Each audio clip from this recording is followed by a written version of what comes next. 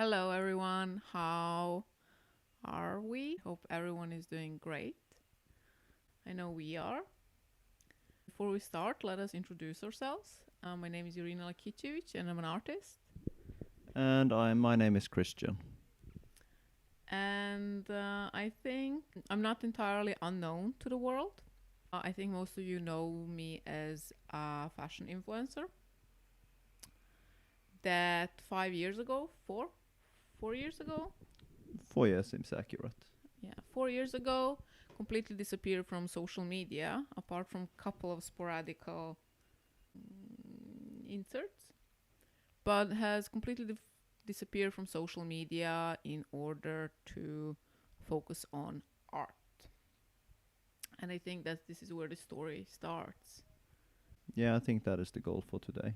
Yeah, and Christian here, he's going to be a great Christian, and he's going to help me speak about these things. I'm not sure what form this thing will take because we are filming it as we go. Yeah, I think we're gonna try out a bit of open conversation and we're gonna speak a bit about what you've been doing lately and what led to those things happening. Yes, I think that's a very accurate description because I started. Most of you know me as an influencer. However, somebody who has graced pages of Vogue, always best, I'm not going to say always, but definitely best dressed street style, In my opinion, always best dressed. All right, thank you for that. And although what I love about art is that they mentioned that it is led by the unspokenness in a sense. Not always, not for everyone. Obviously, art is a very vast field. However, part of my practice, I kind of realized that there's this dimension where I want to develop linguistically, but also where I have all of these interesting thoughts that you and me quite often talk about. And I think it's kind of interesting to put them out in the world to see what the resonance is going to be. One of the reasons is I have, in a sense, such a unique position between worlds. And my own transition, led through my own practice, is something that highlights a road very few people have taken. And I want to utilize this space to highlight some of my narrative, why I think it's important, how I think it's important, and what that narrative means in a wider scope, in wider sense of the. I think that makes sense. So where would you like to start with it? Should we start a bit early in your life if there's any events or anything there that has colored your road towards getting into art, or do you want to start later on? Actually, I think it's a very good question because I think where do you start your narrative as an artist? When do you become an artist? And I think it's an interesting question of whether you're born one or whether you're made one. And within my dimension, maybe being born one is rather rather the. So you feel that resonates more with you, that Yeah. you were already ready to be formed into an artist whilst born. Well, I think the narrative definitely starts when I was born because I'm born on 23rd of August, and that is between the day of the cusp between Leo and a Virgo. And I think why is that interesting? Because already there's this dimension of a split that kind of pervades my whole narrative, my whole work. That is kind of a happening because I'm born on the day when Leo goes over to Virgo, and where the ruler, in a sense, goes over to a servant. Virgos are maidens of knowledge. It's quite hard science you're bringing on board here to start this off, but I like how it is. Although I have to say, art is really plunging into science nowadays. It's starting to look to me as it has the same complex as fashion does, because fashion has a bit of a artistic complex, and I feel art has a bit of a scientific context nowadays, and I understand how it kind of pans out and why it does. So we're going to speak about it, but let's go back to a narrative. And I'm also born cross-eyed, so that essentially means that with different strengths of on both of my eyes, and I'm farsighted. So what that kind of essentially means is that my left and my right side of the brain never managed to synchronize in a sense over. So what you're saying is that your brain hemispheres have different sensorial inputs. Yes. That you get you get different signals to different parts of your brain all of the time. Yes. And it's pretty accurate. So you kind of already from the day I was born, I have this dimension of a split where there is this lacking synchronization in a sense. And I'm reluctant to say lacking, but it's definitely a synchronization I think that mishap.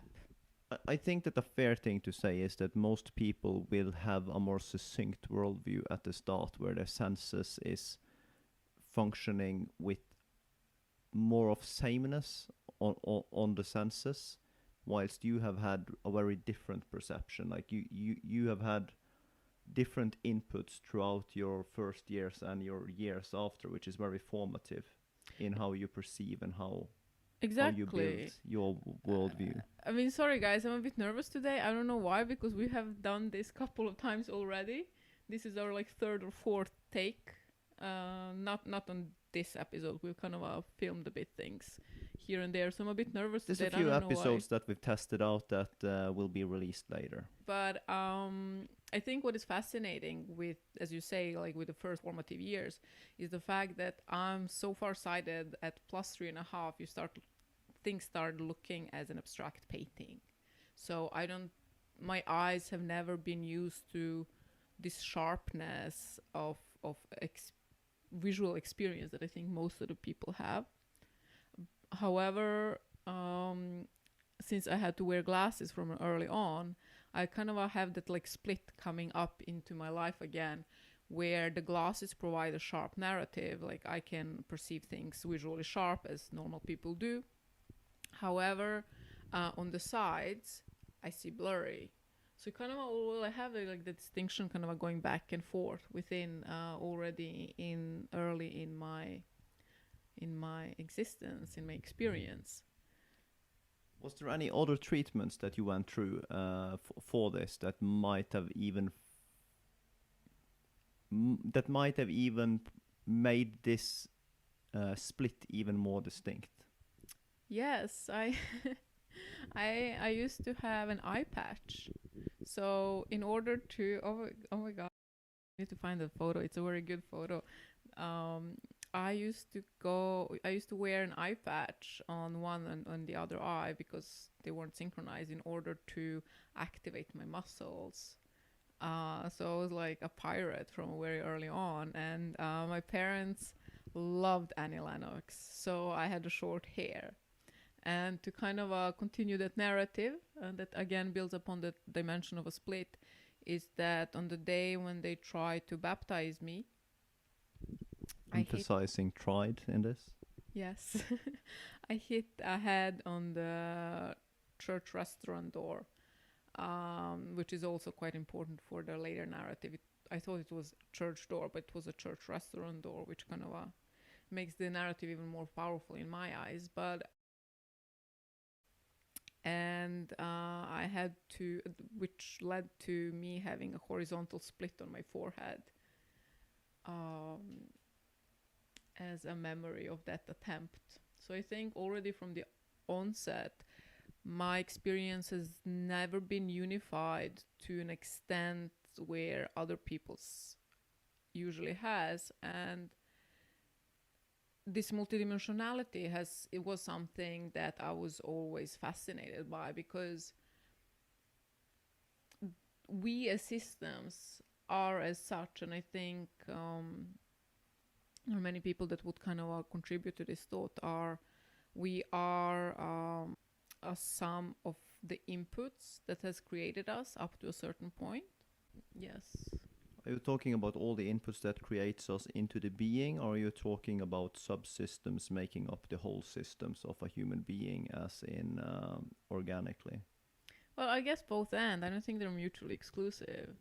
However, I think what is interesting with us is that we have like this genetic part, so our bodies and the cells and the memory they carry within, and then we have our consciousness. So I think it's interesting how my consciousness already from the onset is split, and that lacking unified reality is something that has made me hyper aware of the ability of the system on its own to morph, to change, to move, etc., etc.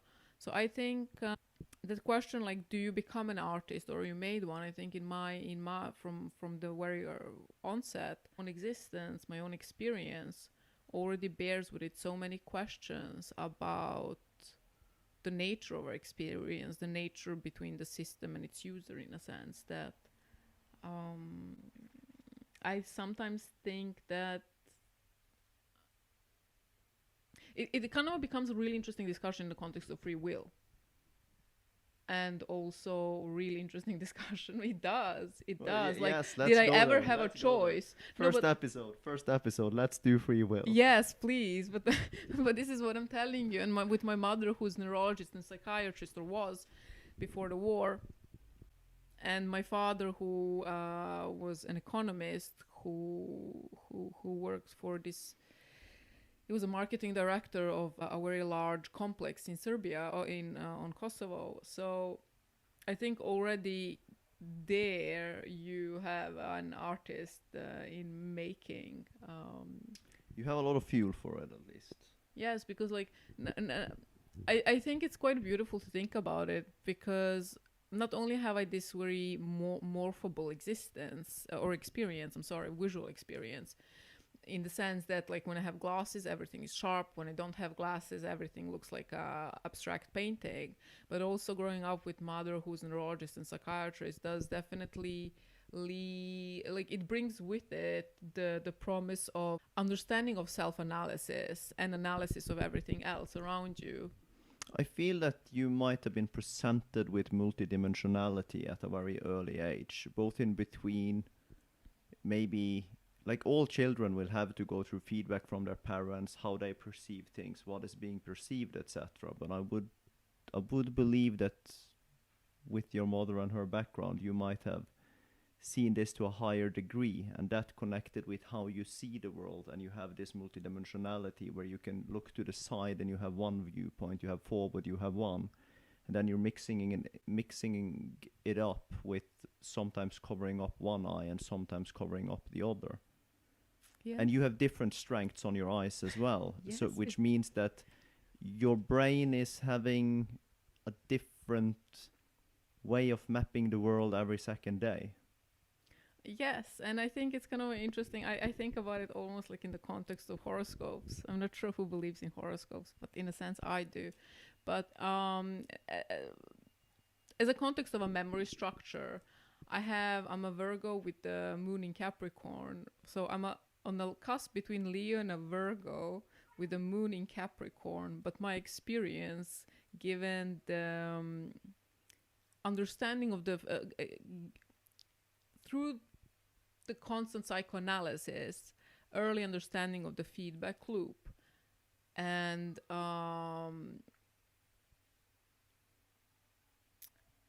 like that whole dimension has definitely led me to be very, very curious about how the system works. I think like I have this eternal morphability in a sense. So I have Leo, Virgo, Capricorn, and an inner Aquarius thing happening. So it kind of makes for a fun concussion. Yeah, there's definitely a hotspot of dimensions and different inputs there. So, we kind of are going back to the free will. Did I ever have a choice in becoming an artist? Like, my father coming from this like hyper analytical but also hyper political background. It's I want to say no, but it's definitely it has more inputs in than what we have been talking about. It goes more to your all your interests, all the different things you have been undertaking. I think for you to becoming an artist is probably one of the more logical ways and the more correct ways for you personally to take, because it's the best way for you to unfold all of those interests in one place. yes, yes. And so that's kind of the first 3 years of my life, and I think the narrative kind of gets just goes further down the rabbit hole, because at the age of 11, the war starts in Serbia, and one is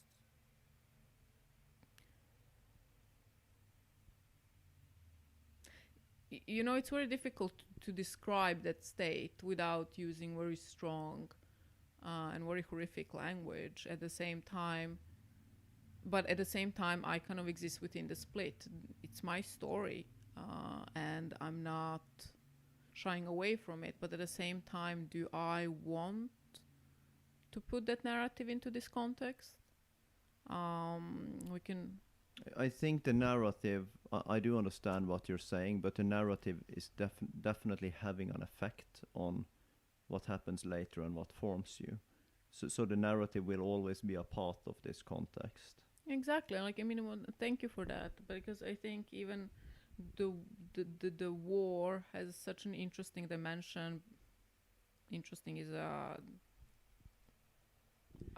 it has a forced dimension of something that you as a child or an 11-year have no control over. But it has, yes, exactly. But it also kind of it brings about this narrative where not only have you seen and experienced horrific things. I was 13 when I was attempted assaulted, and not very far from that event, I watched one of the people closest to me have an attempt at. Yes, but what happens when you grow up in a scenery where the darkness is the only thing that you experience, and that darkness has been brought upon fellow human beings? What do you how like that has definitely deeply affected my relationship to social dimensions of existence. So, and also what happens when the only language that you brought in is the one that, again, only is utilized to describe these horrific events. So, if we kind of think about the system and the exposure, etc., and then me coming to London and then seeing somehow a lot of things have panned out, it becomes really interesting to observe one's existence through that lens, through that looking glass, like where you kind of see this accumulation of pure human darkness in one form or the other, either on the one that like through the war has been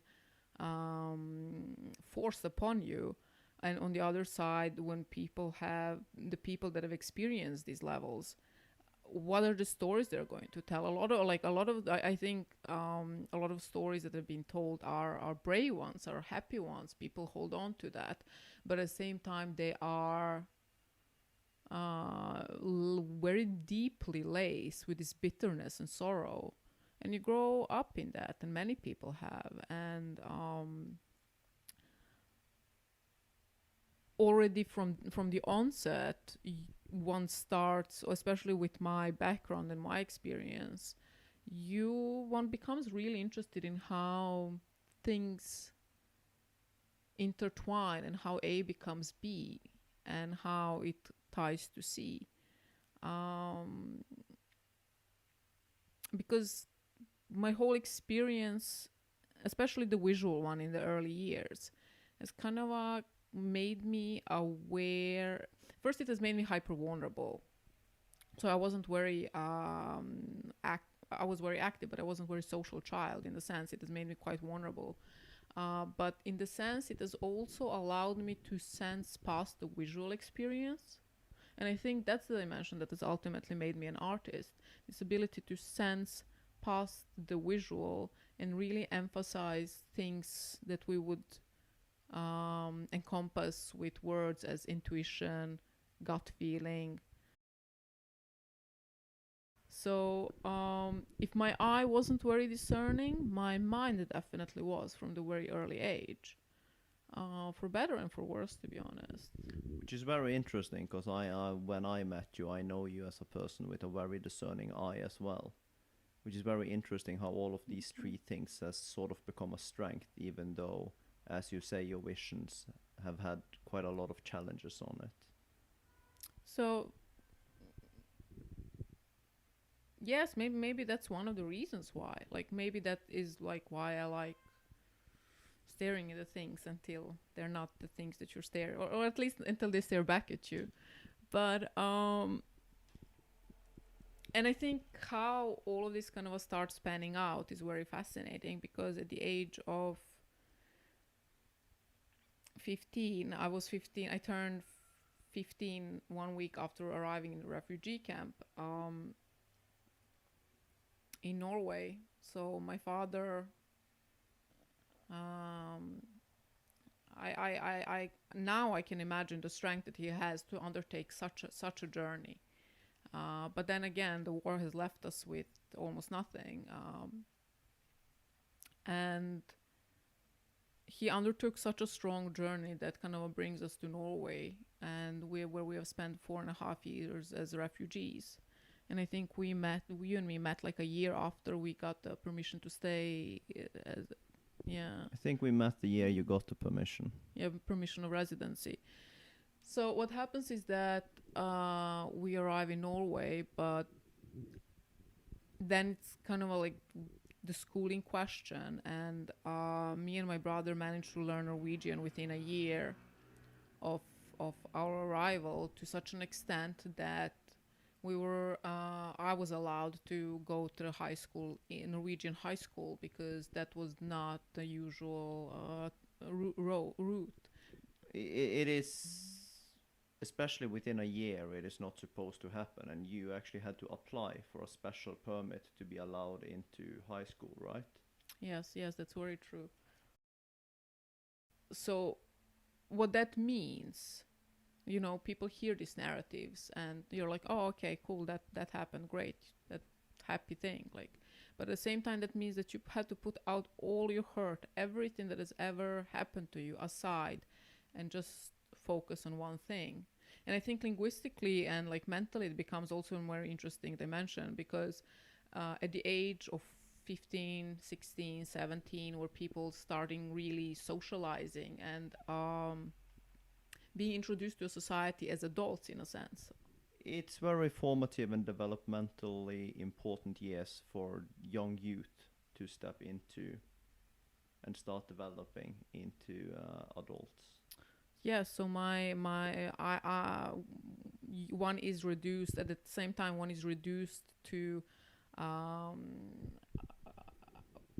a very infantile stage, where language, which is at this particular point in one's life supposed to help out with understanding intricacies, social games, etc., etc., all of those dimensions that kind of pan out during those years. One is reduced to a very infantile stage where ability to communicate is hyper limited. You basically have to start all over, because first of all, you have a different language, but also the country you went to is very different from the country that you came from. So the social norms and like the symbolism, how people communicate with the non-verbal communication is highly different. Yes. I mean, if you can take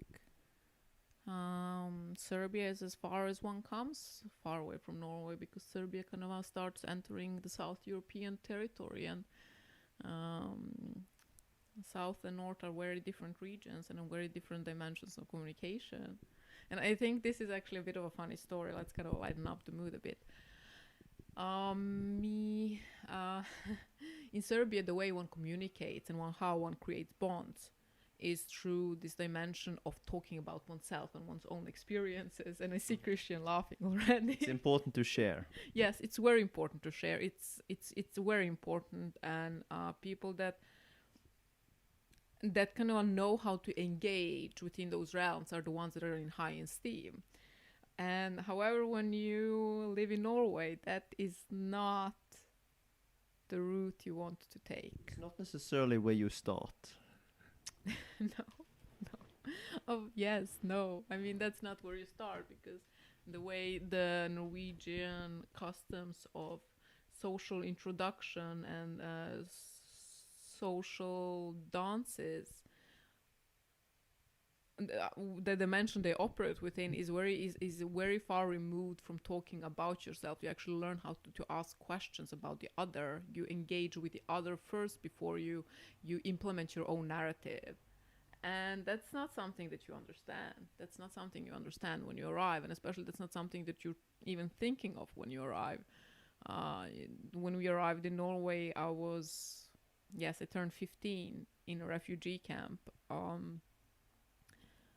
And I say turned 15 because, like, in this transitional camp, afterwards, the refugees camp in Norway changed a bit, but this was transitional camp that was also quite dangerous, to be honest. So it was such a bizarre experience, and yet I managed to push through to learn Norwegian, to get the highest grades. I was a straight A student in Serbia, and I was almost a straight A student in Norway. So you kind of that split is interesting. Again, it kind of comes about again because I have closed everything that I was or have been, and then adopted this new personality, the one that kind of didn't seem to have that past that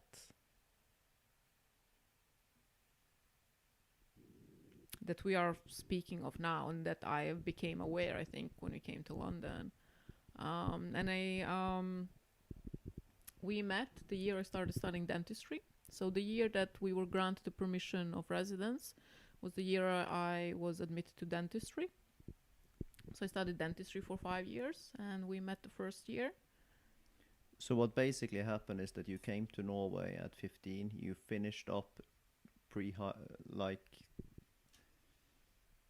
pre-high school, and then you got into high school after a year coming to Norway, finished that in 3 years. And this is also, just to put a bit into the narrative, when you get to Norway, you get placed and allocated to a location, and you guys were quite far north in the country at a place called Sandnessjøen. Beautiful nature, but very different from, again, where you came from, because now you're in a town of, let's say, 6,000 people. Yes, I think 8,000 together with the neighboring islands. But it was such a dramatic climatic change as well. But I think I have to say, I have to give a shout out to the people in Sandnessjøen. Classmates there have provided such a warm welcome. I mean, obviously, I was never part of the society in that sense. However, compared to what I've experienced later on throughout different dimensions of existence, never mind. The people in Sandnessjøen have been so warm, and I want to give them a shout out. You're cool. But yes. And then after finishing high school, 3 years there, you got into dentistry in Bergen. Yes, and I started dentistry for 5 years. And just to kind of, to those who are wondering, I worked as a dentist for 4 years approximately. And I think I want to bring this into narrative, and that is that my master thesis in dentistry was on social economic aspects of the dental health. So how the social economic factors impact the dental health. So already from, like, you kind of, although there is a split, there is this dimension of what is the word of merging of even my past, my past kind of pervading my present, which is obviously not surprising, but I had to put very hard and very strong barriers to be able to do what I've done in order to segregate everything that has happened, not only to me but to that whole dimension of devastation and lack, betrayal of faith in humanity from the early onset, to be able to push through in such a way. Well, in many ways, you're like when you're 15, you very often have a very naive worldview, and yours has been shattered at this time, and you have basically been working very hard for existence for about 5 to 6 years at this point to get into a position where you can secure a good place in society. Exactly, and I mean there is one no, oh, all of those gorgeous things that kind of people go through their childhood, through those teenage years, all the like the fights, the boyfriends, all of that. Everything was pervaded by a very different narrative for me. But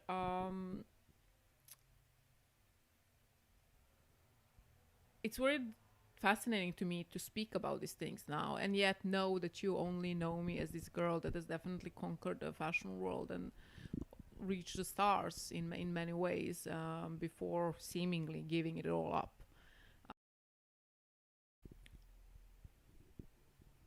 While I've existed in both spheres, not being aware how these spheres are touching, emerging into each other. And I think when I became a dentist was the first time I could start reflecting upon my life or even breathe for a second. And not that I allowed that to myself. You worked well, not to put too much story around it, but in Bergen, since there is a university there, it's not the easiest place to even get a job as a dentist when you're freshly out of university. So first of all, we were living in Bergen, and you were working very hard, and to get positions, to get established. So yes, I wouldn't say that you definitely probably had a bit more off time, but your shoulders didn't really sink as deep as they probably should have. No, and it's very, again, like we're discussing free will. I've been from the very onset being graced by my father's energy, which for better and for worse, my father is absolute force of nature. And I've been granted his energy. But however, I never felt, and sometimes it felt like I mastered that energy. But however, upon coming to London and having all these reflections and experiences I've had, I've just understood that it feels like I, I have been rather the manifestation of that energy that has been pulled by it, rather than being the one that has been able to navigate it in a sense, because it feels so arbitrary after the life I've had that you leave it all and you come to London and you want to start a fashion career. But before we go to London, I think, so a year into my working as a dentistry, or a year something? Yeah, I think about a year into it. Yes. I started developing a blog. I am fascinated by fashion. I was fascinated by fashion. Now I have to say that I love fashion, but I'm not.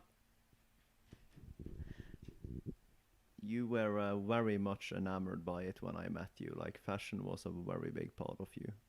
Even though, of course, due to the way that we have already described, the road that has been that you have walked, you didn't necessarily have the access to fashion that a lot of people might have had, but you were definitely immersed in it.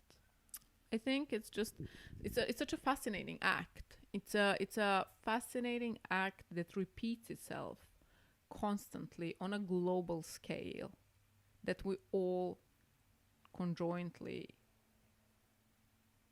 are immersed in. And it's a creative act, and it's an act of self-expression, and it acts as its own measure, and I find that's very fascinating to me. I have to say that I think like it becomes this whole road of something being a measure of something is, I think it's almost like a treacherous road that every artist walks. It's a very thin line between using something to put boundaries as to how something pans out, and on the other side, using something as an indicator of something, like how something is alike something. And I know this is a bit of a different discussion, but I really enjoyed fashion, and fashion is at the same time the closest that I would have come to art, because given the nature of the analysis that my mind really enjoyed, fashion was something that I could observe constantly without necessarily having the language to contextualize or communicate with other individuals. It's something that I was able to observe just in quiet, how it panned out for my classmates, for people around me, through different areas throughout the places we have lived. Also, how different it is between like Serbia at that point and Norway, because in Serbia people have really been enamored with the fashion that is very current right now. It's kind of like the golden stage of I think it's kind of one of those golden stages of human existence between 1994 to 2001, 2, 3, something like that, where fashion just kind of goes into a very fascinating dimension to me that I absolutely adore. And while in Norway, just due to the climate, that is not something that is very important. And also how image, bodily perception, etc., pan out in South Europe and Northern Europe is very different. So kind of just already there from the very onset, I was very drawn to the visual dimension of the experiential manifestation. And I will in due time elaborate on those words. But it's also the closest to art that I've ever been. And I think it's not before we came to London that I understood that fashion, in my mind, how it is very far from the fashion industry as it operates. And I think that's where my narrative as an artist that I am now starts. Yeah, because it seemed to me that though I never doubted your love for fashion, it seemed to me that it was more you expressed yourself perhaps like an artist through fashion in many ways. Exactly, but and when we came to, so I've been influencing for a couple of years, and I hope everyone is feeling very nicely influenced. I know you do. I know that it's very fascinating to observe that due to like I was one of the early influencers, not the earliest, but definitely in the early stages of all of this. And it's very fascinating to see how me and a couple of girls, like the amount of impact that we have made on the society, like how we have existed as those links between at that point fashion was very elitistic and very secluded, but also those links between those levels and the more and the more globalized community. And I think that's why I think that is also part of the why this podcast has manifested itself. It is because I serve as an interesting link between dimensions, and my experience acts as such, and it's something that I think would be very, it's going to be interesting to see its resonance. I agree. Yeah, so I've been influencing for a couple of years, and things were going quite well. And that is primarily what brought us to London. Exactly. So I quit my job as a dentist 5 years ago, and we moved to London. And I will have to say I was not prepared for the. I thought that I was. You kind of always think that you are prepared for things.